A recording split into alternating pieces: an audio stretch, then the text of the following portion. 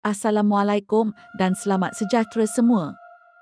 Saya nak kongsikan pengalaman selama saya tinggal di apartmen ini selama 3 tahun. Dari pertengahan tahun 2003 hingga ke akhir tahun 2006.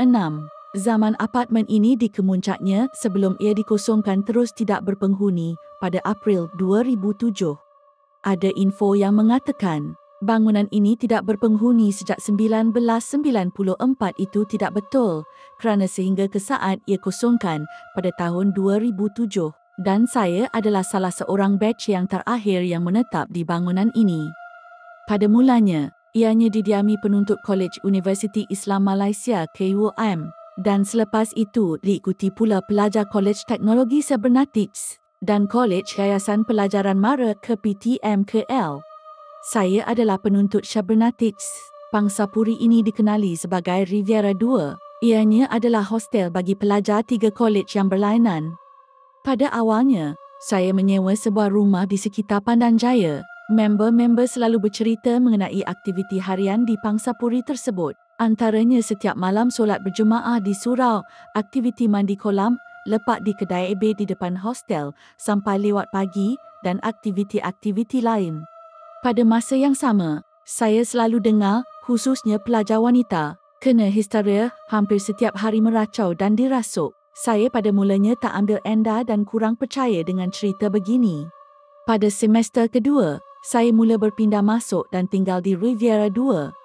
Bila melangkah masuk ke dalam bangunan, perasaan yang sangat lain dirasai dan perlahan-lahan bulu roma meremang ketika pertama kali melangkah ke Pangsapuri tersebut.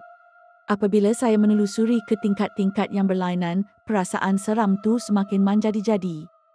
Pengalaman pertama yang saya alami, apabila rakan serumah saya sendiri, Leman, kena rasuk secara tiba-tiba. Ustaz dipanggil untuk pulihkan dia. Lepas kejadian itu, Leman tidak mahu balik lagi ke Pangsapuri itu, berhenti belajar dan pindah ke tempat lain.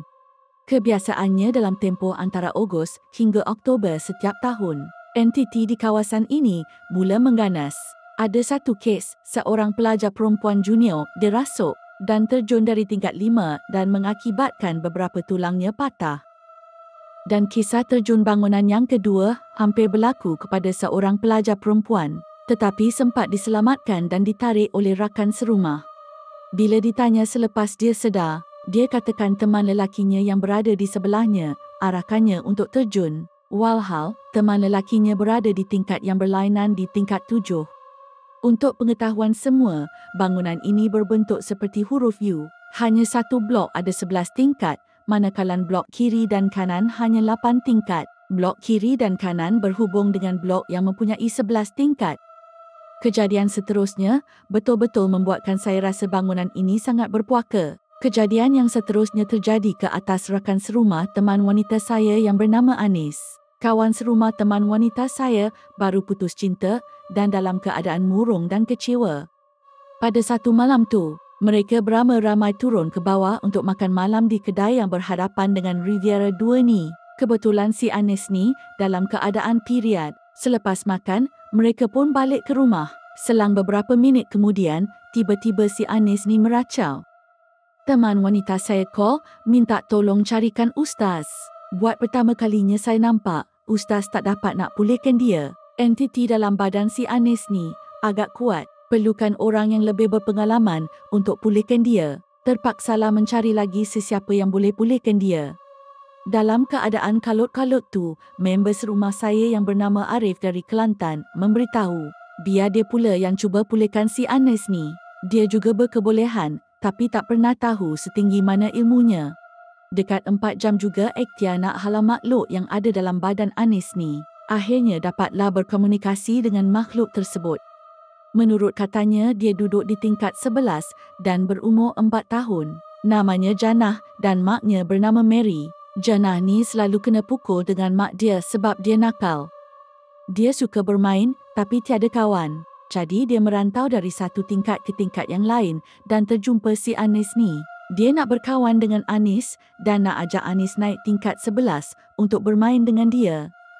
Patutlah masa awal-awal masuk ke Riviera, sewaktu menunggu lift untuk turun atau naik, saya selalu ternampak bayanan budak dipukul dekat dinding lift. Janah ni antara entiti yang paling lemah antara entiti yang ada. Setelah puas dipujuk, akhirnya dia setuju untuk keluar dari badan si Anis ni. Lepas kejadian, si Anis, teman wanita saya dan rakan serumahnya yang lain, terus pindah keluar daripada Riviera. Saya ada bertanya-tanya penduduk awal di sekitar Riviera mengenai Janah dan Mary. Menurut mereka, antara penghuni awal yang mendiami Riviera kebanyakannya berkeluarga. Sehinggalah ada satu kejadian di mana ada budak umur 4 tahun ditemui mati lemas di dalam tangki air di tingkat 11 dan ibunya tidak dapat menerima kenyataan atas kematian anaknya itu. Selang beberapa hari, ibunya didapati terjun bunuh diri dari tingkat 11 di blok yang sama. Selepas teman wanita saya dan rakan-rakannya pindah keluar, saya masih lagi tinggal dekat Riviera dan dalam beberapa minggu selepas itu, pelajar kuil mula berpindah ke nilai. Bangunan itu semakin suram. Tiada lagi solat jemaah, tiada lagi solat hajat berjemaah di tengah malam. Surau yang sentiasa ceria jadi seram, maksiat berleluasa dan warden sudah tidak ambil peduli. Histeria kerap kali berlaku di tingkat 6, 7 dan 8 yang kebanyakannya pelajar perempuan di aras tersebut. Disember 2006 adalah hari-hari terakhir saya di Riviera dan pada ketika itu, hanya 4 tingkat sahaja yang berpenghuni. Kebanyakannya ramai sudah berpindah keluar. Sekitar Jun 2007, saya kembali ke Riviera dan akak yang berniaga di depan Riviera itu memberitahu. Pada April 2007, semua pelajar dipindah keluar dari Riviera dan bangunan itu kosong tak berpenghuni sejak April 2007. Sekarang, tiada lagi bangunan Riviera 2. Ianya telah dibangunkan kondominium yang baru di atas tapak Riviera 2. Adakah Janah dan Maria masih berada di situ? Sekian cerita saya kali ini. Terima kasih kerana siarkan pengalaman saya untuk dikongsi.